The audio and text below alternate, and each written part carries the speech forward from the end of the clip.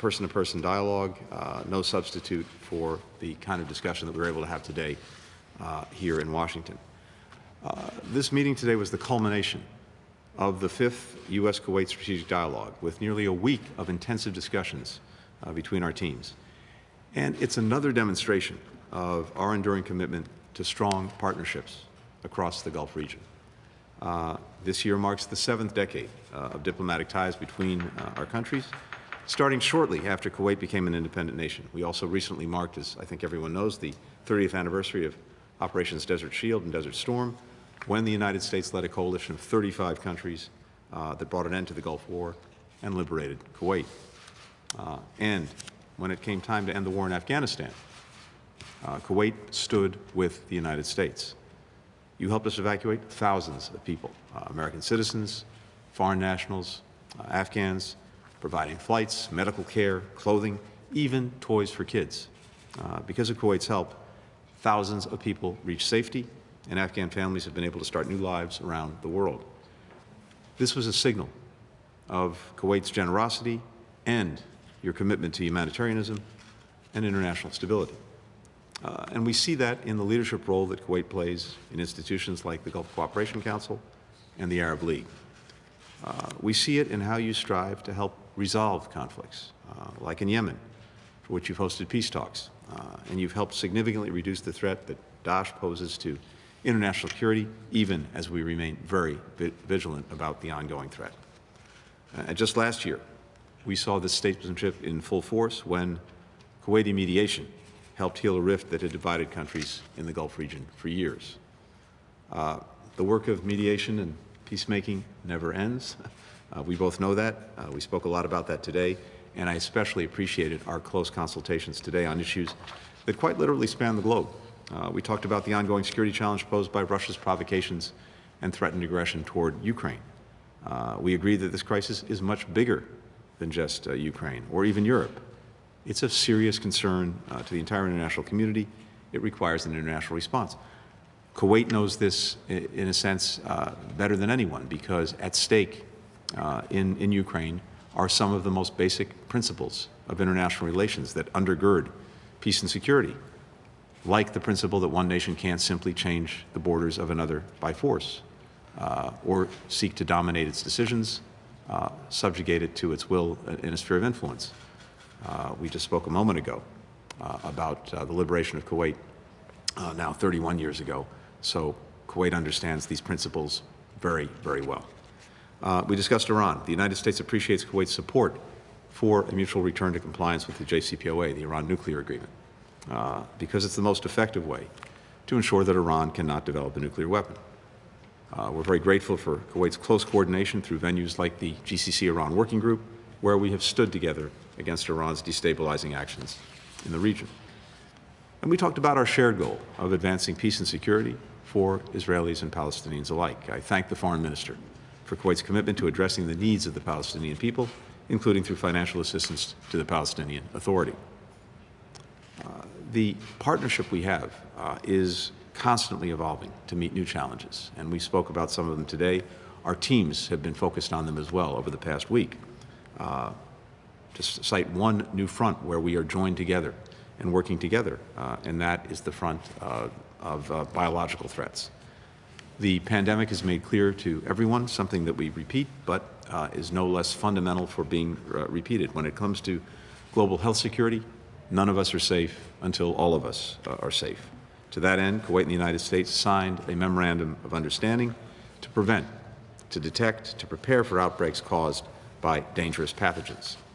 Under this partnership, Kuwait's Ministry of Health and the United States will share technical information and best practices on disease surveillance. We'll meet regularly along with other participating GCC countries to share this knowledge more widely in the region so that collectively we're better prepared to respond to future pandemics. These efforts build on the work our countries are already doing to stop this pandemic, and I want to thank Kuwait again for the vital role that it's been playing in the COVID-19 response. Generous support to institutions like the World Health Organization and COVAX are making a difference in providing safe and effective vaccines around the world. This level of collaboration between our countries is possible only because of the strong bonds that have been built together over the decades, forged in war, strengthened in peace. We have strong defense ties. Kuwait has long hosted U.S. forces. Our militaries work together in many ways, including by conducting exercises and training together. The United States is committed to supporting Kuwait's military with assistance as well as through commercial sales. We have strong economic ties. Our bilateral trade relationship now amounts to more than $4.5 billion a year, and we hope that figure will grow even more in the years ahead as we find new opportunities to work together in areas like sustainable infrastructure and renewable energy. We share a commitment to freedom of religion and belief, and our countries have worked together to advance that freedom, both bilaterally and in international institutions. And finally, the beating heart of the relationship is our people-to-people ties. Nearly 10,000 Kuwaitis choose to study in the U.S. Universities, English language institutes every single year. Thousands of other Kuwaitis and people of Kuwaiti descent live in the United States, and tens of thousands of Americans live in Kuwait. These family, cultural, educational ties are invaluable to us, and I know to Kuwait as well. On the night that President George H.W. Bush announced the liberation of Kuwait, he said, and I quote, "Tonight, the Kuwaiti flag once again flies above the capital of a free and sovereign nation, and the American flag flies above our embassy." Those flags have continued to fly ever since, and the friendship between Kuwait and the United States has only grown stronger. I'm grateful for the good work that we've done together today, that our teams have done over the past week, and I thank you, my friend, for being here and for the commitment that we share to carry on this work in the days, weeks, and months ahead. Thank you. Thank you so much, ladies and gentlemen. Mr. Secretary, my dear friend Tony, thank you so much for hosting us, and I thank you personally for this invitation. I'm really very glad to be back in Washington. I'm also glad that we are able to see each other in person, so thank you for that. I would like not to reiterate everything that you have mentioned, but to mention other angles, as I would like first to commend all of the efforts and work, laborious work of all of our delegation for their hard work and continuous efforts in preparing, conducting this dialogue round. My visit really comes after your visit to Kuwait. True friendship that is ironclad alliance which was forged by blood and treasured at a very critical point in history.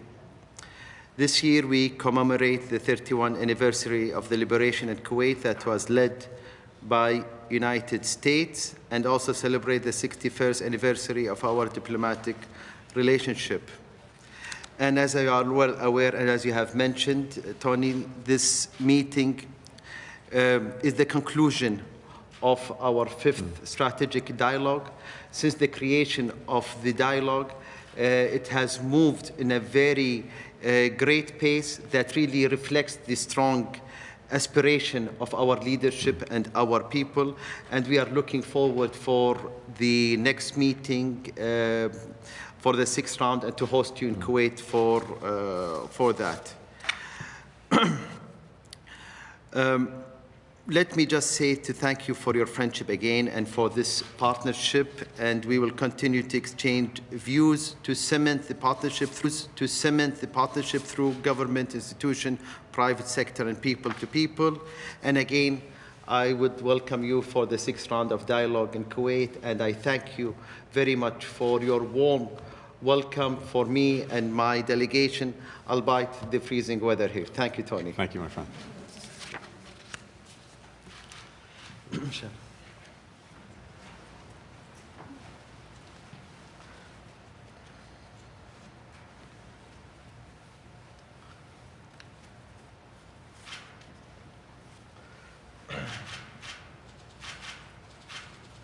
Mr. Secretary, thank you.